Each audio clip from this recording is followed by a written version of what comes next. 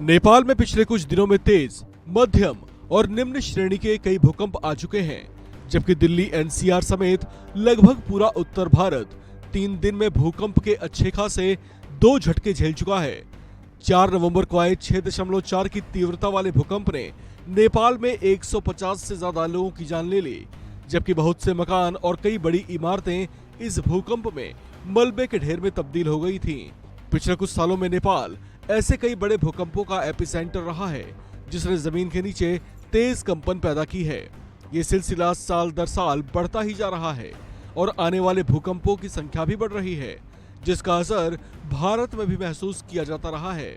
ऐसे में कई बड़े भूवैज्ञानिक इस बात की संभावना पहले ही जता चुके हैं कि नेपाल में टेक्टोनिक प्लेटों की तेज होती हलचल का खतरा भारत को भी अपने दायरे में ले सकता है। ऐसे में इस बात से भी इनकार नहीं किया जा सकता कि भारत में तेज भूकंप नहीं आएंगे। आईआईटी कानपुर के पृथ्वी विज्ञान विभाग के एक वरिष्ठ वैज्ञानिक प्रोफेसर जावेद मलिक के मुताबिक तुर्की, सीरिया और नेपाल की तरह भारत में भी किसी बड़े भूकंप की संभावनाओं से इनकार नहीं किया जा सकता। वैज्ञानिक और आईआईटी कानपुर के प्रोफेसर जावेद मलिक देश के उन कुछ बड़े रिसर्चर्स में से एक हैं जो भूकंप की पुरानी घटनाओं के कारणों और परिवर्तनों पर लंबे समय से रिसर्च करते रहे हैं। इनके अनुमानों के मुताबिक भारत में आने वाले समय में 7.5 की तीव्रता वाले भूकंप आ सकते हैं, जिससे भारत के प्रभावित इलाकों में बड़ी तबाही जैसे हालात दिख सकते हैं। उन्होंने कहा कि यह अगले 1-2 दशक या 1-2 साल में भी संभव हो सकता है। इस बात की संभावना है कि भूकंप का केंद्र हिमालयी जोन या अंडमान और निकोबार द्वीप समूह होगा। उन्होंने कहा कि इसके लिए लोगों को सावधान रहने की जरूरत है। इतने तेज भूकंप को देखते हुए हर स्तर पर सतर्कता बरतनी चाहिए। भूकंपों को उनकी श्रेणी और जोन में बांटा गया है।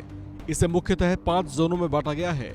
सिस्मिक जोन 1 में आने वाले इलाके सबसे कम भूकंप प्रभावित होते हैं, जबकि सिस्मिक जोन 5 में आने वाले सबसे ज्यादा भूकंप प्रभावित इलाके होते हैं। भारत में भी पिछले कुछ समय में भूकंपों की संख्या बढ़ी है। इसमें सिस्मिक जोन 1 यानी कम प्रभाव वाले क्षेत्रों में अधिकतर दक्षिण भारत के राज्य हैं।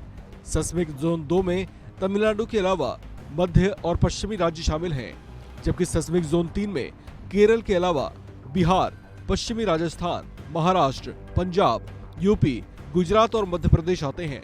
सिस्मिक जोन 4 में बहराइच, लखीमपुर, पीलीभीत, गाजियाबाद, रुड़की और नैनीताल समेत तराई के क्षेत्र शामिल हैं।